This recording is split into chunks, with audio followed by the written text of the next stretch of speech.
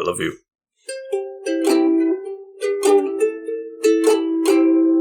Gentlefolk, ladies and men, we're glad to have you here again.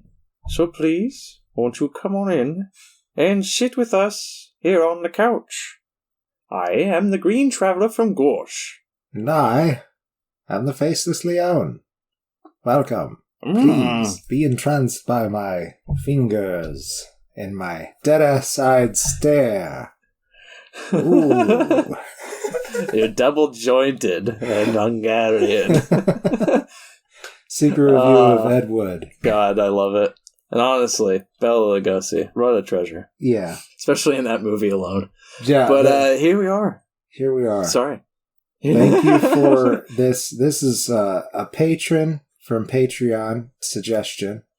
If you'd like to support us, if you like this show, maybe you haven't decided yet because you haven't listened to this episode. But if you do decide to, you can go to patreon.com/green and faceless and check out the benefits we got for you guys. Main thing being this episode. It's a patron-inspired episode. We have suggested from Delva Callahan, world champion of suggestions. Yeah. Hi, Mom. So far, she comes up with some pretty good ones, and I gotta say, I'm pretty happy with this one. I enjoyed doing this. Got some classic 1931 horror flicks. Oh yeah, baby. Pre-Hollywood code. Yeah. Where they no holds barred, that you can do whatever the fuck you want. You can make a movie like Freaks, which very controversial movie to be making today. Yeah, oh yeah. These are kinds of films that it's like some of the things would not happen in a movie today, and they almost didn't happen in a movie back then because there was a lot of states wanting to censor these films, like heavily so. These three? Yeah, a lot of segments of these three films, like many states were like, we will not put this in theaters unless you do not cut out like 30 minutes of this movie. Oh wow. Yeah. They're all pretty short, too, yeah. Exactly. Oh, so man, Universal Studios, back in the day, wanted to do a whole bunch of monster movies at the same time, I guess. Well, they were struggling hard. They were they were going under. I can't remember how many millions of dollars they lost the year before, but they weren't doing too well. And then they did Dracula, and they were like, whoa, people like horror movies. Okay. And they just tossed all their money at horror from then on. Well, these are classic films that I would say, like, maybe not so much Dr. Jekyll and Mr. Hyde, but the other two definitely are just super referred to in pop culture. The vision of Dracula and Frankenstein's monster that most people have in their heads, at least in America, stupid gnat, is Boris Karloff, and Bela Lugosi, and not in those order. I think I fucked up my my analogy there, or whatever. Irrespectively. Yeah. Boris Karloff as Frankenstein's monster. Yes. And Bela Lugosi as Dracula. I'm sorry, everybody. I am that stickler. I will be that stickler. That is okay. It's just a distinction that should be made. They were both equally as good. Yeah. I don't know. I guess maybe I won't say that because I really love Bela. No. I meant I was going to be the stickler as in Frankenstein's monster. Oh, gotcha. I will be that stickler. I'm so fed up with people just calling Frankenstein's monster Frankenstein. He does, in many different plays and, stories and adaptations and everything, he does choose the name Frankenstein. And in the novel, he does have one line where he mentions that he has the name of his creator. But he is Frankenstein's monster in this movie and the original novel. The Frankenstein is the mad scientist who is not a doctor who created him. And I think they do a good job of pointing that out in the movie. And Frankenstein is very much a very evil man in this too, because like his first action in the film is undigging a grave. Yeah, I don't know why we're jumping into Frankenstein immediately. But we can, yeah. They don't know what order we decided to do beforehand. It's all off the rails from here. Let's do Frankenstein. Let's do Frankenstein first. It is directed by James Whale, who was also the director of The Invisible Man and Bride of Frankenstein. So he came back into this franchise, which this movie launched a franchise. So, like, well done. It's adapted from a play, the 1927 play by Peggy Webling, who also adapted it from the Mary Shelley novel, of course. But there's key differences, like in this movie, and I guess it may be in the play. I haven't actually, watched the play or read the play or anything. But Frankenstein's less emotionally developed than he is in the book. In the book, there's a lot to him. Right. I would say in the book, he's more intelligently developed. Yes, that's fair. The monster is pretty smart. I mean, it teaches itself so many things just from observing. There's a lot of really awesome stuff in the description of the time spent in between the monster escaping and meeting back up with... Does he actually, after the experience, become a doctor? I don't think so. I don't think he ever takes the tests. I don't think he ever officially becomes a doctor. He might be out of shame, of what he did, not do it. Because in the book, I wouldn't say he's a villain. He's misguided, crosses the line, but there's a lot of story in that story. Right. He's villainous in that in the books, I would agree with you. I don't think he's villainous really in the books, but in that he lets the monster basically escape after he creates it and like shuns himself away from it. Like he just like lets this thing leave and then he's like, it's not my problem. I can't worry about it. There you go. That's the word I'm looking for. Yeah.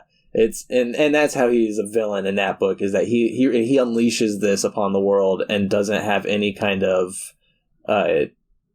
care for his responsibility over what he created until afterwards, after everything breaks bad, which is kind of just a very sad situation, because it's like the monster doesn't at the time the monster doesn't really know what it's doing, and then once it learns what it has done, it does feel some remorse. There is a little bit of that in the killing. Yeah, I do think they do show it, but it's just they make this happen more in a feeling of over a course of a few days. However, there is a part in it that really confused me, and I think it was like a decision in the editing room, because it seems to me that there's some weird timing in the scenes. So they go and they introduce Baron Frankenstein, right? And he's like, why isn't Henry, which his name is Henry, isn't it Victor in the book? Yeah, it is Victor in the book. And there is a Victor in this movie. That his friend that is also into Elizabeth. Yeah, that must have been it might have been one of the play's changes. I honestly don't know. I don't know. Yeah, it must have been this play then that made all these changes to the story. Might have been. Yeah, I guess it might honestly. Have been. It could have been either or. Who knows? Hollywood was very known for taking a lot of liberties, and I think that's part of the rules too with adaptations, is that you do have to change the story in some way. Right. Yeah, in some way, so it's not like plagiarizing or whatever. Right. At least back then. I don't know if it's still today. It's still that's what they taught us in my script writing class, is that it has to be different in some way. But I don't know. Maybe that's just more of a tradition rather than law, or maybe it is the law, because I would write it exactly like the book, because I'm loyal to that book. Right. All I know is I just don't fuck with plagiarism. Yeah, right. Yeah, don't fuck with plagiarism. So, this movie, I guess we kind of jumped into the differences as if everyone who's listening has read the book. If you haven't read Mary Shelley's Frankenstein, you should catch up. Oh, people. Yeah, definitely. Definitely. I will say for a lot of like casual readers, people who don't read often, it is a bit of a drier story, so it might be a little bit of a harder gothic tale to get into. It is short, though. Fuck. Yeah, it's short. It's like less than 200 pages, and it's so fucking worth it. Like, the first, like, I want to say 6th of the book, those letters, that's the hardest part for me to get through. But that was written after she had written most of the story. I feel like I like the creation part the best. And then when it becomes the monster's tale, it is still entertaining, but it's not, it's not horrifying. So that's what I'm there for, is that great horror part, which comes after the monster's tale. Once he catches Victor up on what he's been up to, and then it's like, all right, Victor, here's what I want you to do for me. Then that's when it gets crazy. That's when I love it. Yeah.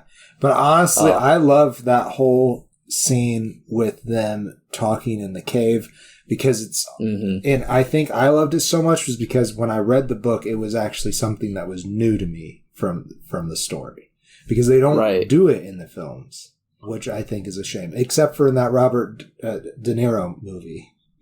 That movie was very loyal to the book. I don't know if I've seen it.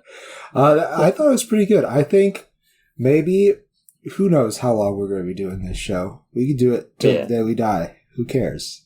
We could die on mic. We could die on mic. This is the dream. The dream is for the compounds in my polymers to just give up and then just melt away while I'm standing in front of the microphone. And Gorshin's dying one giant fart, so it's even hilarious on audio. That's how we're going to end the show now. The very last episode is just going to be a huge fart. Just a fart explosion. And like me, like slowly pretending that I'm melting. Safe travels.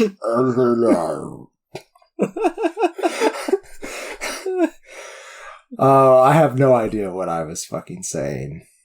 I'm sorry. Well, I could derail us and go a little bit into the fun background of Frankenstein. Yeah. Because Dracula came out before this. As I'd mentioned, Universal Pictures put out Dracula. Huge fucking hit. Audiences hadn't seen anything like it. It was a different type of film for them. Because, these... I don't know when talkies officially started coming out, but it's 1931. Like, most of the films before this, I would assume, were silent films. Right, and there was a lot of silent films. And so, it just wowed audiences what you could do with lighting, with good set design and everything. But when when Universal Studios was like, all right, we bought the rights to Mary Shelley's Frankenstein, or at least to the play or whatever. I don't know how filming rights work. Right. They bought the rights to something, and they were just like, all right, we're going to make this, and we want Bela Lugosi to star in it because he was so fucking good for us as Dracula. Right. And they were like, obviously, if he was good as Dracula, we want him to play the next monster, and they wanted him to be Frankenstein's monster. But Bela actually had his eyes on Henry Frankenstein, so there was an immediate contention with their desires. Then he tried out for a makeup test or whatever Bela Lugosi did, and just hated it. Like, I remembered I read somewhere where he was like, in my home country, I'm a hero because of Dracula, and now you guys want to turn me into a scarecrow in your country. And like, he just did not like it at all. There was just a huge, just differing of opinions. And then the director got fired, Bela got fired, and James Whale came in. He brought in Boris Karloff. I don't know how everybody got, became part of the picture, but that's how we got what we got with Boris Karloff as the classic, iconic look of Frankenstein. It could have been Bela Lugosi, and it's kind of funny to think about it that way. I don't know, though. Like, it's kind of hard to imagine in my mind. Right? It's very hard. It not being Boris Karloff, because that's what they've tried to emulate. I know. Since this, And it's just, and there is some what if multiversal other world out there where their version of Frankenstein is Bela Lugosi. Right? Yeah, jeez. It's fucking crazy. But it's so hard to imagine it being anybody other than Boris Karloff. It's hard not to love him as Frankenstein in this, even though his Frankenstein isn't that, as you mentioned, intellectually developed. Right. There's a lot less time in this story. Right. Oh. Yeah, it's only an hour and 10 minutes. I started talking about something. I think I remembered what it was. Oh, fabulous. So go for everybody knows we have ADHD, so it's totally fine. There's this confusion in the film for me because Baron Frankenstein goes to collect Henry on the day of his wedding. Then you have this scene where the monster kind of breaks loose, and Fritz, played by Dwight Fryer, who's in both this and Dracula, he drives the monster back with like the torch or whatever. Then it jumps to another scene where Fritz is torturing the monster with a whip, and then jumps to another scene where the monster kills Fritz. And then the Baron shows up. There's like all these scenes before the Baron shows up, and I don't know how far away this windmill is. It could be in a completely different part of the country, I guess. But I assumed it was probably on the Frankenstein estate, given the guy is a Baron. I don't know how high a position that is, but it's a position. And it seems to me that they should have either gotten there a lot sooner, or what it seems to me is that those scenes took like a week or two to happen. And especially because Henry says that Fritz always tortured him after the monster kills him. How long is always? Because the movie also plays out like it only happened in 2 or 3 days. So the timeline for me is really confused in this movie. Not to say that I didn't like the movie, because I did. Right. Yeah, I definitely wasn't even focusing on how the passing of time was occurring during this film at all. As much as I enjoy the Frankenstein story, and as much as I did enjoy this film, there's so much of it that's kind of just boring, chit-chatty scenes that I phase out until either Boris Karloff's on screen or the guy playing Henry Frankenstein's on screen. Who is that? Colin Clive? Colin Clive, yeah. It's not Victor for Henry Frankenstein. No, yeah, it's Henry Frankenstein. Just messing with me, man. Yeah, it's like when those two are not on screen, though, it's kind of just boring as fuck, and I just don't care. And so, like, a lot of that passage of time and that confusion there that I'm sure is there, I didn't feel it because I wasn't even focused during this movie. It just kind of passed before my eyes. I have to say that I found the Baron interesting. The Baron was played by Frederick Kerr. I thought he was interesting, but he also seemed like he might have been intoxicated. Yeah, there definitely was a lot of that kind of like brusque attitude going on. Yeah. I couldn't tell. And, he could have been, but he also, Frederick also had like some kind of cyst, or maybe it was a tumor on his neck. So maybe this was like this guy's like last movie hurrah or something. And he was, it could have been like pain meds. Yeah. Again, I'm only focused in this movie on Colin Clive and Boris Karloff. Like Mae Clarke to an extent. She plays what's her name? Elizabeth. Yeah. And she's good. Like, she has some good scenes, but this whole movie's boring unless Boris Karloff and Colin Clive are on screen. And they had like the worst party for the wedding. I don't want to like stomp on the cultural elements of it, but they were playing this music. The music was okay, but the problem I was having with is that it was out of sync with the wedding bells that they were playing at the same time, and it was bothering me. Yeah, that would be a nightmare.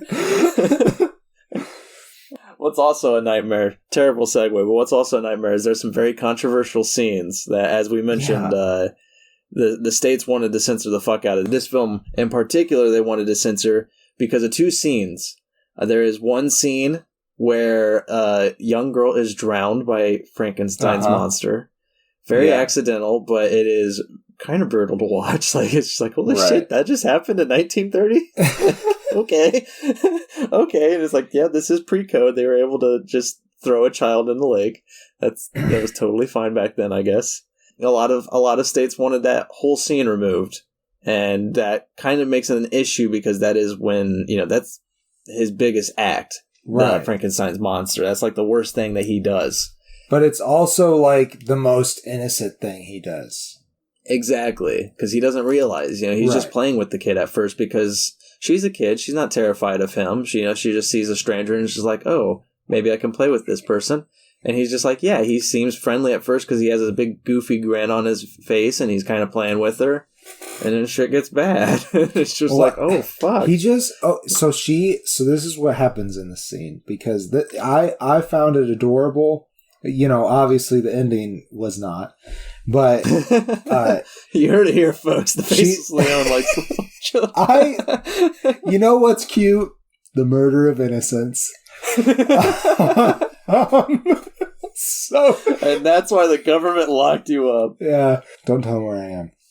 So she takes a flower and she tosses in. She says, "I can make a boat."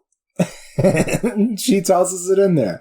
I thought she was adorable. I was like, yeah, I don't, fuck who knows people that I know from these movies besides deleting monsters because it was so long ago. I mean, we're just so generationally removed from this.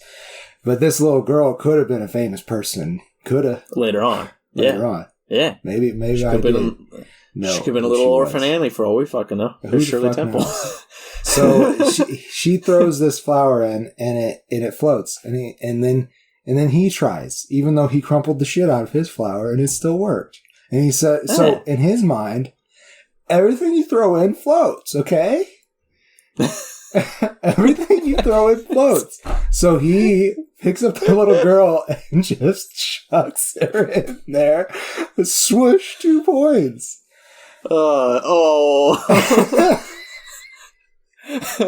Okay, see, that reminds me, I hope she doesn't listen to this. It's going to be I'm so sorry if she does. When I was very young, like maybe 8 years old, I guess. I can't remember how old I was, but I couldn't swim until I was like 12 or 13. Right. Like, I didn't know how.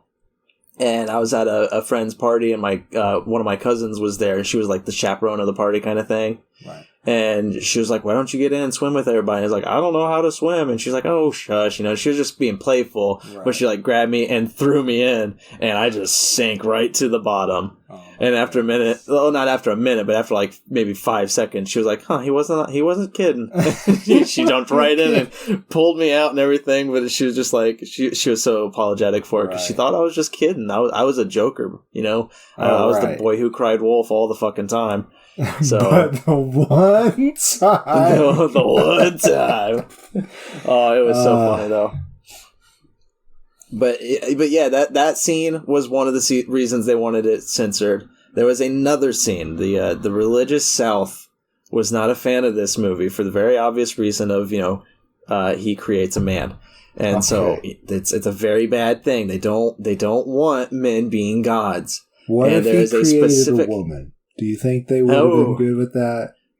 No, they would definitely not be okay with that either, because then you'd have to bring in a lot of other cultural issues that they would want put into the movie.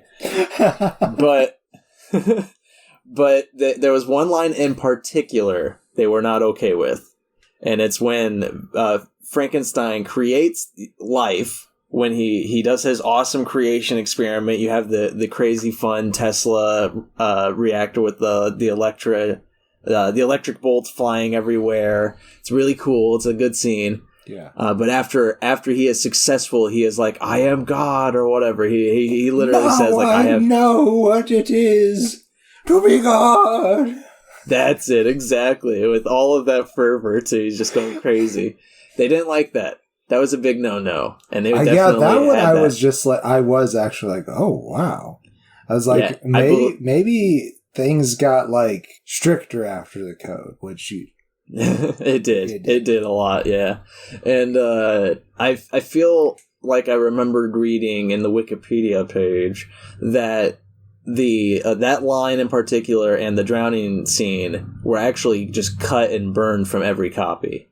Like, they made sure it was, like, completely destroyed. And then in, like, the 80s or something, there was a version found that still had those. And now that's the version that people know because they put it back in for the modern day. Because it's it's part of history. They wanted to lock it back how it was. Or how it was meant to be. But yeah, there's a lot of this film that was just removed on. Well, honestly, I think they make a much more interesting film. I agree. But I think I'm ready for the closing the cap on this one. If you are, I give it 2.5 stars. Again, very good performances from Karloff and from Colin Clive and from other people. Everybody's pretty decent, but those were the two that had me riveted when they were on screen. Everything else kind of just chit chatty, and it doesn't live up to the novel's legend, in my opinion. I much more prefer reading the novel or other versions, other adaptations. I've seen a lot better recreations since this one, but it's still a fun one to go back to. Yeah, I could agree with that. There's some pretty awesome movies of this monster and mad scientist. I'm just repeating what you said, but the worst way possible. I really do like that one with Robert De Niro, so we should watch that sometime. There's a really good one with Alvin and Chipmunks. And I think sometime we should do a playlist of these stories. Well, how about how about next year we'll do the Dracula with Gary Oldman and Keanu Reeves. We'll do the Robert De Niro Frankenstein movie, and then we'll find a modern day version of Dr. Jekyll and Mr. Hyde.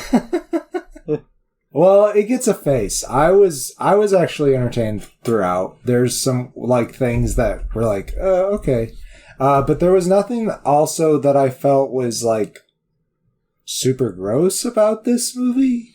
No. That didn't super age well or anything like that. Obviously, there's only one female character, and she's underutilized. Yeah, and I forgot to mention too. Two things that I love the sets. Oh yeah, the set designs they're fucking beautiful. They did a really good job. Especially when they're in the graveyard digging up those bodies. There's this skeleton death thing cloaked. It's a statue in the background. It's so eerie. I'm just why is that there? But it's so good. Right. And then I also wanted to mention that the monster makeup is done by Jack Pierce. Props to that man. Good cool. job. It's a cool design.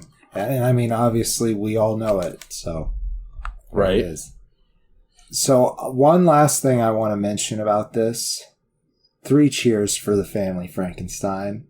I mean, come on, guys. Give it up. That kind of just really pissed me off, because, he caused everything, and obviously that's the point.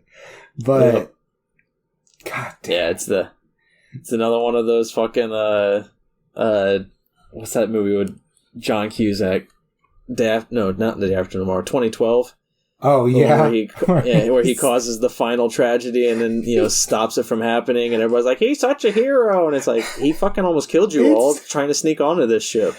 I think this is a little, there's a scale of that. It's not the same, but it's almost the same.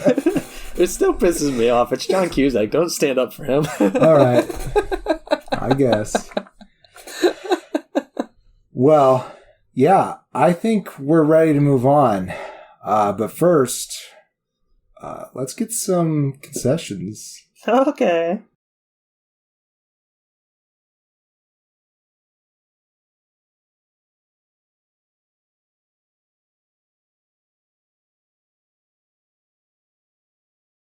Are we back? Welcome back. Hey. Oh, I guess we're back. Hey. We're back. We're with Dracula now. I still have a little bit of cookie in my mouth. Oops. I forgot to mention the writers of Frankenstein, Francis Edward Farrago, and Garrett Fort. And I mention that now because Garrett Fort was the writer of Dracula.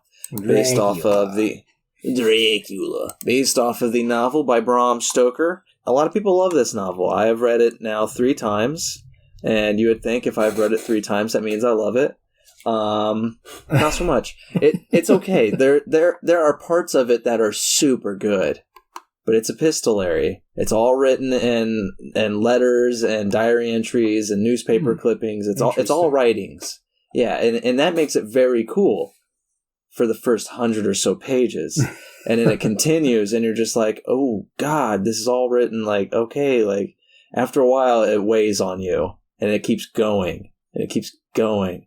And it's really good in that regard the first 2 times I've read it, but the third time I read it, I was just like, man, I really just don't love this book. Like, it's good, but I think it's only good a few times, and now I have to wait like a decade or so until I'm able to read it again. I've never read it, and that sounds pretty cool to me, actually. I do definitely recommend it. Yeah, because that first time was amazing. So it's like an easy recommend. But in the decades that I'm going to take off of reading it, I'm just going to fill that void with all of the fucking Dracula shit that we already have out there, because it's out there. There's about 1,000 different adaptations, and this wasn't even the first one. There was an illegal filming of Dracula that everybody knows and loves. It's called Nosferatu. Yes, the silent 1920-something film. I can't remember when it came out, but it was illegal. They didn't have the rights to Dracula. They just filmed it and called it Nosferatu. And the owner of the rights at that time, I don't think it was Bram Stoker at the time. I think it was his wife or his child or something. I don't know. I don't know when the novel was written. So yeah, it was in the I think like 1890s or early 1900s. But whoever owned the rights sued and won, and Nosferatu was just banned. They gathered up all the copies, they burned them all. And they, again, wasn't until decades later when they found copies and they're just like, here's that thing. Now this is part of history, and they put it in the nice little historical society. But this film, 1931's Dracula, directed by Todd Browning, who was the famous director of Freaks, which, if you haven't seen Freaks, it's a very interesting film. Someday I'm sure we'll watch it. I don't know. That's where you get the gooble gobble, one of us, gooble gobble. That comes from Freaks. And it's... See, here I thought it came from The Outsiders. I don't know what that is. I can't think of that. I thought they did it in The Outsiders. That it's got, like, fucking everybody in it, man. I mean, I think Tom Cruise and Ethan Hawke. That's modern day. Okay. Yeah. I mean, they might have. It might have been a reference. I don't know. Yeah. I've never seen that. I can't think of it. I just remember watching that scene. I honestly can't tell you what the movie was about. But everybody loves it. I guess we'll have to look it up someday. I've never even heard of it. Maybe we should cut this, because we're going to lose all our fans. They're going to be like, they don't know anything about movies. No, it's totally fine. That's our image. We don't know shit. We're not know shit. We're just people who love watching films. We don't know how to talk about films. Why the fuck are you guys listening? We don't know. You're here though. That's great. Patreon patrons. Well, we just like talking and gabbing and hearing our own voices, especially me. Yeah, we're both narcissists, so. But this one, though, they got the rights to the film. They made sure they got the rights to do Dracula, and they tried to do a somewhat loyal. Again, it's based off of a play, I believe. Yeah, it did say so. And wait, there was something that I wanted to say earlier about Frankenstein, and I gotta get that out of the way real quick. Okay, so in the credits, the opening credits of Frankenstein, they say... based on the novel by Mrs. Percy Shelley. Yeah. And I was like, those fuckers. 1930s, man. Those patriarchal fuckers. Yep. I don't know if everybody knew, but anyhow, she was better than him anyways. And her name will outlive him. So she got, in history anyways, she got her accolades. But that still made me really mad, and I had to say. So there we go. Now we can talk about Dracula again. Fair enough. Yeah, it is based off a play, and in that play, Bela Lugosi played Dracula. And so that's why, through, I think, happenstance, he just ended up becoming the Dracula of this film. And fuck is he amazing. Like, he is so good. as Dracula. He played Dracula in Nosferatu? Is that what you were saying? No, in the play. In the play. In the play that this movie is based off of. Nosferatu and Dracula was Max... I didn't think it was that. Something. Max, it starts with an S. I can't remember his name. Max Schrock. No, that's the villain in Batman Returns. That's it. That is, yeah. That's, oops. No. I can't remember who played Nosferatu, but I don't remember who it is. But no, Bela played Dracula in the play. Okay. And they, for whatever reason, they just brought him on board this film.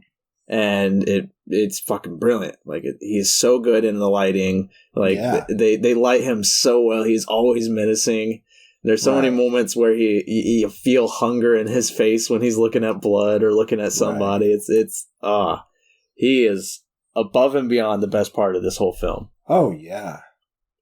And you know what? I have to give it up for Dwight Fryer, who played Fritz in the other movie. I don't know if I said that to you when we were talking or while we were recording.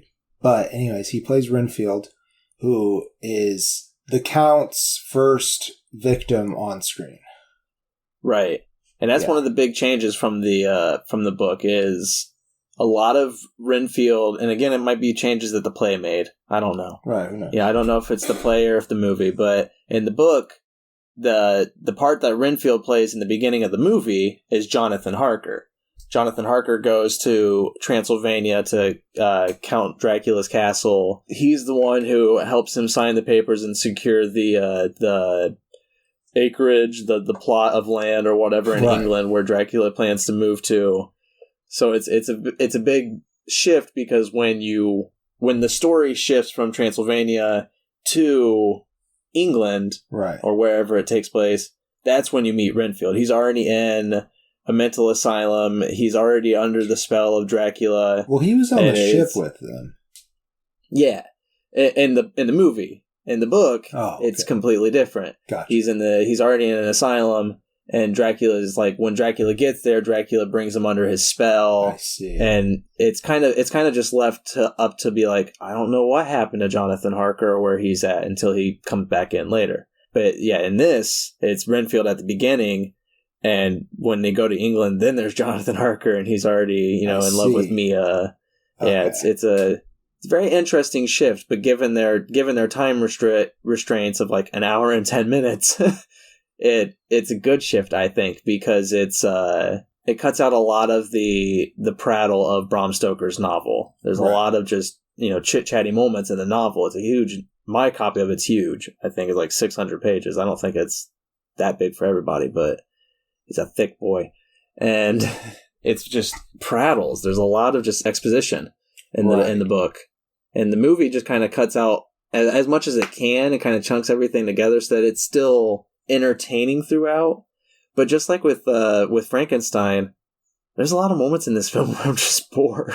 I'm just like, all right, can we get back to Dracula and can we kill something, or like what's happening? I really thought this one grabbed my interest more throughout than Frankenstein did, but I can see where somebody could get bored. Yeah, I think I was definitely more interested because Bela Lugosi's in more of this than Boris Karloff is of Frankenstein.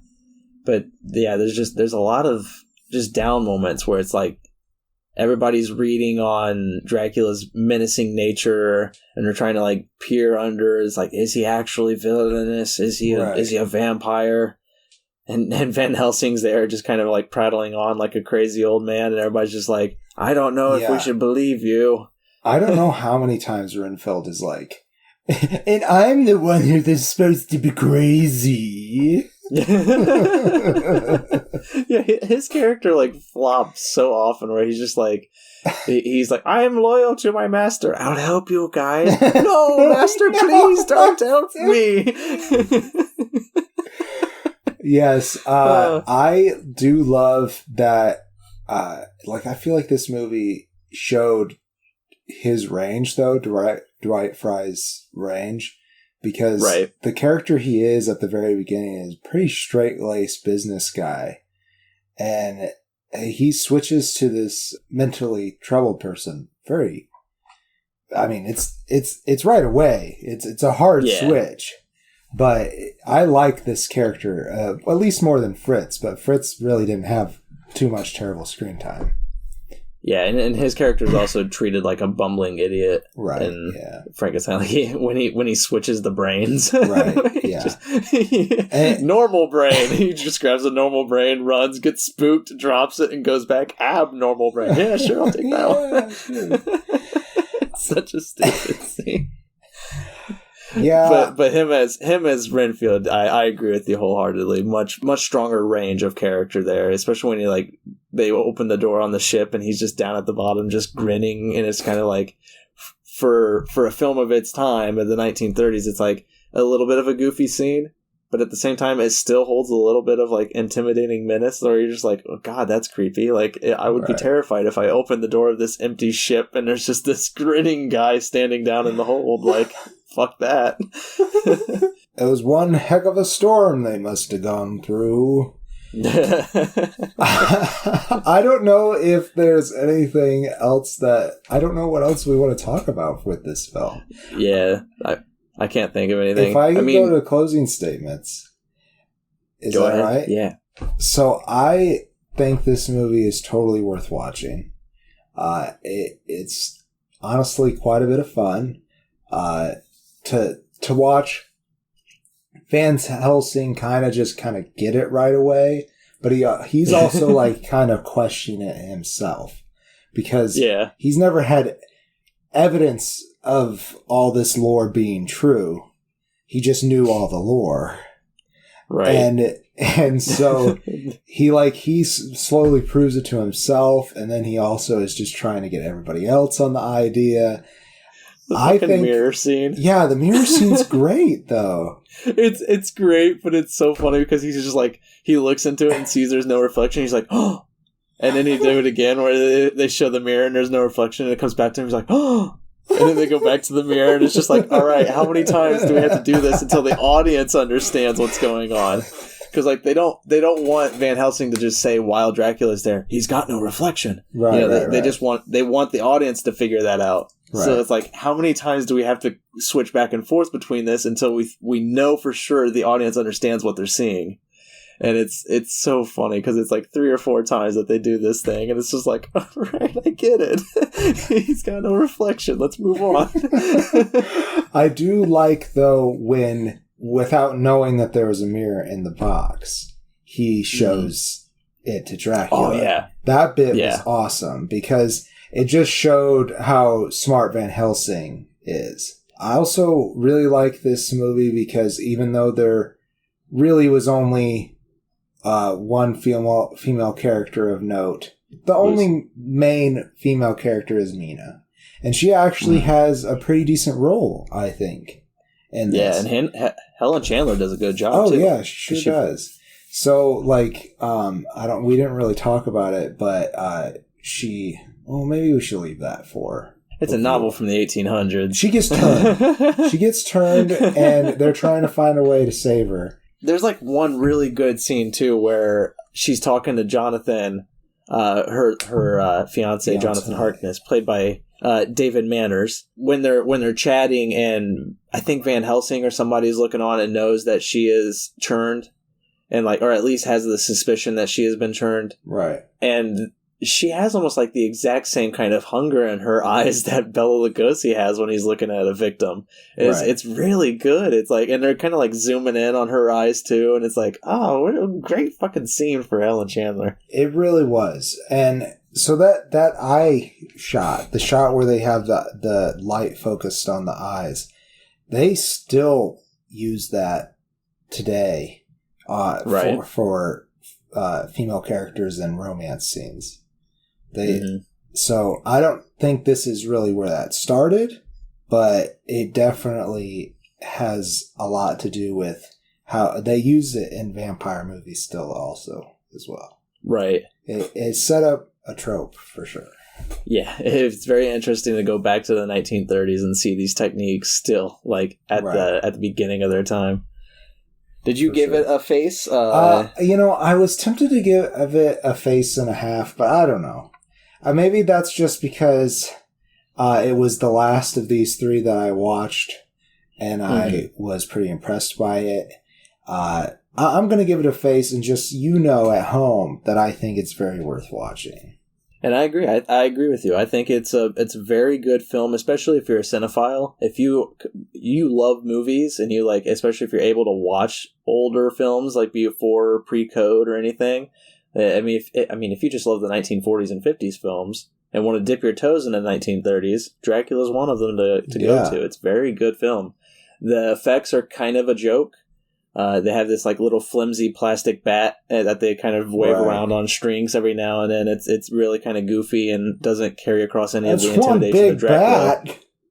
It's a huge bat. And Jonathan Harker again is just the dimmest fucking crayon in the box. Like, I don't know how many times he has to be told that Dracula is a vampire and that his wife is in danger, and he's just like, what? He's what? Oh my god! It's like, god damn, so stupid. I still do like this movie, despite those like ill effects and everything. It's still beautiful. Bela Lugosi is just goddamn brilliant as Dracula. Oh yeah, he's so fucking wonderful to watch. Everybody else is also really fun to watch. I also like Edward Van Sloan as Van Helsing. Like, oh yeah, he's great. Not my favorite Van Helsing, but like, I definitely see where Hugh Jackman, right? Yeah, sure. I know that's your favorite. I like Anthony Hopkins. That's where I'll go to. Anthony Hopkins does a great job in that movie. Yeah, and I feel like he took a lot of inspiration from Van Sloan. They have a very similar build and acting style. Really, at least in these films. If you've seen that Francis Coppola movie, it's pretty much the same. I recommend that movie over this one, honestly. I love that movie so much. It's movie. It's so just out there for a Coppola film. It's good. Yeah. But overall with this one, I do like it. I do recommend it. I give it 2.5 stars though, just because it doesn't really... I've seen better adaptations, Sure. At the time, I probably would have been over the fucking moon about this film. Yeah, when you were the first film critic... Yeah, when I was the only film critic in the world, yes. but nowadays, I've seen it done better, and I don't like the final scene. Like, again, spoilers, but it's an 1800s fucking novel. I mean, late 1800s, but still, Dracula dies in the end, and what? Everybody else does it so well. This movie's just like, all right, we're gonna put the stake over the heart, and then we're gonna cut away, and you're just gonna hear a scream, and it's like, no, he's a vampire who's hundreds of years old. I want to see your effects. I want to see how his body either disintegrates or bursts into flames, or I want to know what happens to the body. Yeah, what happens? I do kind of like though what they did with Mina in that scene. Yeah, where she was better. Yeah. She's all better now. Yeah, she's freed of her possession. I think it would have been funnier if she like walked up to them. She's like, "I'm happy, I'm healthy now," and they're like, "Oh, thank God!" And then she killed both of them, and I'd be like, "Oh yeah, that's what I wanted to happen." You're gonna say, and then Van Helsing took the stake and staked her to the cave wall. Are you there? Are you there? That is the real question. Good. I fixed my internet, but I wrapped up my thought, and. After technical difficulties, let's move on and talk about Dr. Jekyll. Let's talk about Dr. Jekyll and Mr. Hyde. Dr. Jekyll. This one. This one is a lot of fun because I feel like this is the one that a lot of people don't turn to for these films, these kind of old horror films. And so, and as the novella written by Robert Louis Stevenson. When it comes to Halloween time, this isn't one that I turn to. Again, it's more of a science fiction story than a horror story. It does feel more science fiction-y, but there is definitely some horror elements to the actions. But a long time ago, if you'll believe that the Green Traveler was ever a child, he picked up his first big boy book, and it was Dr. Jekyll and Mr. Hyde. Oh, really? Us Americans call it Dr. Jekyll and Mr. Hyde.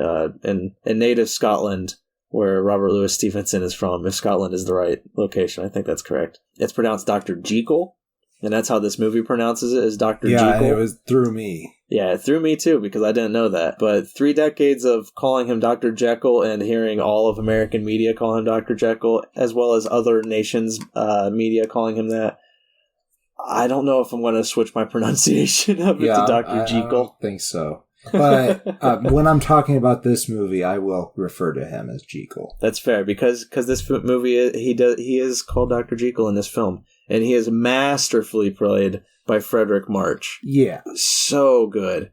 Like, that guy, oh man. Like, he won the Academy Award for this. And, yeah, I really enjoyed it. Because, again, this is the first novel as a kid. I was like maybe 5, 6 years old when I went to I had just started school. And I think I was only in like 1st or 2nd grade when I found this in the library. And I don't know if the teacher should have honestly let me read it, but like, she probably thought he won't get through it that far. It's like the 1900s, early 1900s novel. Or maybe they never read it and they're like, well, it's a classic. It should be fine. It'll be okay. Oh man, I loved it as a kid, but there was one scene in particular that just like rocked me. And it was this description of Hyde, like right before his first like cane killing where he kills somebody with his cane. And it just describes him as this, like, just very thin-figured, like, twig-like limbs, just mad, just hobbling along. And it was creepy. It was so scary as a child. I just remembered it stuck out with me. And watching their interpretation of Hyde in this film, he is a monster. Like, my God, there's some gross stuff that he does. And the story of this film is you have famous Dr. Jekyll, or Dr. Jekyll, talk of the town, people know about him. He has this absurd idea that you can split the good and the bad personalities of your own self. And he accomplishes that, through a lot of long nights and like staying up with like chemicals and labs and a lot of chemicals. And he accomplishes it and separates his evil self from himself. And that evil self is Mr. Hyde. This disturbing figure who he unleashes upon the world, who goes out and attaches himself to one lady in particular. Yes, being is it Muriel or is that his fiance? Oh, I can't remember honestly, because it's either Miriam Hopkins or Rose Hobart. Yeah, I don't remember who is who. Okay, Miriam Hopkins playing Ivy Pearson is the woman. I'd say she is a tavern employee. Yes, of a sorts. And it's amusing too, because at the very beginning, Dr. Jekyll is just kind of a horny man. He just wants to get married so he can have sex, basically. Yeah, kind of. So really, Dr. Jekyll, like, he's got a side to him that's flirtatious and yes, horny, like you said. He's having trouble waiting for Muriel, and then all of a sudden Muriel goes out of town. And I think that you said earlier that he was successful in separating, but I don't think it worked in the way that he was hoping. So no, he drank it, and his dark side and intentions take over his body. So exactly. It's not two separate people. It is two separate people, but they inhabit the same place, but not at the same time now. Yeah. It's like different, like this isn't it at all, but it's like different hemispheres of his brain start like take control. Right. And it's, and when Hyde is in control, Dr. Jekyll's life falls apart. Oh, yeah. Like, Hyde slips into, like, all of these very interpersonal areas and just ruins them. Oh, definitely. And kind of ruins Jekyll's image once people figure out what's going on, which Jekyll does as much as he can to keep everything under covers because he doesn't want the public to know that he has done this, but he's kind of addicted to it also. Yes. Like, I think that it's the feeling of freedom that he receives when he first becomes Hyde, because it's still him. Like, they make that pretty obvious at the end when he's trying to stop what's going on. Yeah, and it's a good tragedy. Like, oh yeah, as everything unravels, it's not heart-wrenching because you don't really kind of you don't feel emotionally for either Dr. Jekyll or Hyde because neither of them really have good intentions here. Hyde is just villainous and Dr. Jekyll just kind of just... He does... I want to give him credit for trying to push away Muriel because, that's true. I forgot about that. He knew he was dangerous, but Muriel, played by Rose Hobart, was just not having it. Neither of the women in this movie have really any agency, but I do think that they're both really well portrayed. Maybe even better than the other female characters, though Nina was pretty well played too. And they do kind of exploit Miriam Hopkins' character a little bit. Because she is, again, like a tavern worker or whatever. So I got confused because Muriel. Yeah, God. Sorry. Yeah. The actor Miriam Hopkins, I can't remember her character's name, the tavern worker lady. Champagne Ivy, thank you. But being pre-code, they were able to exploit her. I mean, I don't know about the actor being exploited, but they were able to exploit the character in a quite sexual fashion. Yeah. That, again, kind of shocked me for the 30s. It's not good. But it shocked me for the 30s, too, because I was just like, oh my God, I thought they would have been a little bit more so PG for this time. PSA about this movie. It is about Hyde kidnapping and keeping her pretty much as a sexual slave. Yeah. In their apartment. And also beating her regularly. So it's pretty hard to watch. And and I don't know if you're ready for closing statements. I mean, there's more to talk about, sure. I am ready because I think that there's not more to talk about in the fact that I would want to spoil. Right. Because despite that statement that you just made, which I do think is an important PSA, I do still recommend this film because I think it's a pretty interesting film for the 1930s, especially a horror film. I feel like Frankenstein and Dracula get a lot of attention, and Dr. Jekyll and Mr. Hyde kind of just, again, I didn't hear about it much. I knew it existed, but it was not something that I heard people being like, oh, you gotta go see this. And especially for the conversion effects alone, the transition effects, I think are worth it. There's some great cinema stuff in this film. Mm-hmm. Also, when they open up the film, it is first-person point of view from Dr. Jekyll. And that was really interesting because they do it again with him and Hyde in the film. And I thought it was really interesting. I don't think it would really work, at least the way that they did it nowadays. It'd have to be done differently. But you'd have to put a mask over the camera and make it Michael. Right. But it was really easy. They just put, a little frame around it to make it round. And it worked really well. I like when he goes to the mirror and the servant comes out to him, and it's just like, I was doing the filmmaker's perspective where I wasn't watching the movie. I was just like, how did they do this scene? Right. Now, I imagine that it's just a camera in front of a cutout wall, and the actor's on the other side of that wall, and the butler just went through a door and was walking around and came out. That's what I imagine it. I don't know. Maybe they didn't do it that way, but that's what I assumed.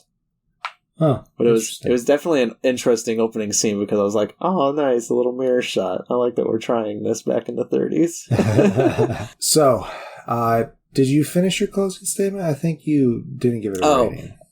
I give it 2.5, same as the other two. Sounds good. Your thoughts? So I get what you're saying about this being worth it, and there is some great cinema stuff that happens, but I don't know if I would really recommend it. I can't give it less than a face though, because it is very competent storytelling. It's just that particular scene really got to me, so I can't really say I recommend it, but I did enjoy watching it at the same time. Mm-hmm. There's really good storytelling. But I just know that a lot of people would really get upset about that particular part, and it's too important to the plot to skip over. Right. And I would say also, if that's going to deter you ever from reading the book, don't let it, because that is a completely movie aspect. That's what I wanted to know. I don't think that character exists in the novella at all. And the novella is only like 90 pages too, so easy read if you're interested. But yeah, I don't think the Ivy character is even part of the... Or maybe it's the fiancé that's not part of it. But either way, he does some terrible things in the book, but I think it's easier to read the terrible things than to see the terrible things. Right. But yeah, this movie was about men and sex and maybe also drugs. Maybe also a little bit, yeah. And also, I don't know, but I'm not entirely sure what the message about sex they were trying to go for. But there's definitely something. Maybe it's just something there. Yeah, maybe it's just that all men are horny bastards, and if we allow that to be a culturally appropriate thing, then we're just going to turn into monsters. That's fair. Yeah, it's like I don't know. It's like you got to have self-control. Maybe that's what they're trying to. Yeah, you can't play God in this situation. You don't want to separate these things. No. Yeah. There's also like a bunch of you can't play God, which I think that's both this and Frankenstein's lesson. Yeah, it's true. But of the three, who do you? I think we know who wins. Who do you choose to win? I think we know who wins. For me, it's Dracula. I give it to Dracula. I don't know if it came before Dr. Jekyll and Mr. Hyde. I know it came before Frankenstein, but it's what caused Universal to get hyped on the monster horror franchise. You know, the whole universe that they built, that they tried to rebuild a couple years ago and just decided to stop quietly with their dark universe. But it's maybe this isn't working. Maybe we should not do this. Tom Cruise is coming back for The Mummy too. Maybe we should stop. No, Dracula wins of the three. It's very iconic character, very iconic actor playing the character. You know, the images everywhere, just well done for a movie of its time. Even though I didn't like the ending, it still bothers me. But yeah. But I liked it more than Frankenstein. Even though I love the sets of Frankenstein, I liked it more than that movie. And I don't want Dr. Jekyll and Mr. Hyde to win because of the sex stuff. Yeah. It's a bit rough. Now, I will say that they never actually have a sex scene because they would never have gotten away with that in a bazillion years. But they just infer it enough and he throws her around enough to make it distasteful in my book, honestly. Yeah, but that's fair. Maybe I'm a prude, but it's also rape, and rape is bad. Indeed, that's true. But yeah, Dracula, 100%, man. I'm with you. Nice. I'm with you on that. I really liked how they unfolded the dramatic irony and all that stuff. It's really well worth watching. I also think the Boris Karloff Frankenstein is really worth it too. But I just feel like that needs its own PSA, that the book is much different and deserves to be read because it's great. I think all three of these I would recommend reading the book more than these movies, even though I've really enjoyed most of these films, like most of each film. Right. I don't know. I'm more of a bibliophile than I am a cinephile, and I highly recommend reading all three of these. Even though Dracula, it's going to be a while until I return to that book because it's a dry one. I hear you. I'm sure that correspondence and stuff that would get kind of dry after a while. But that's the show, right? Well, I think that's their show. Yeah, it is.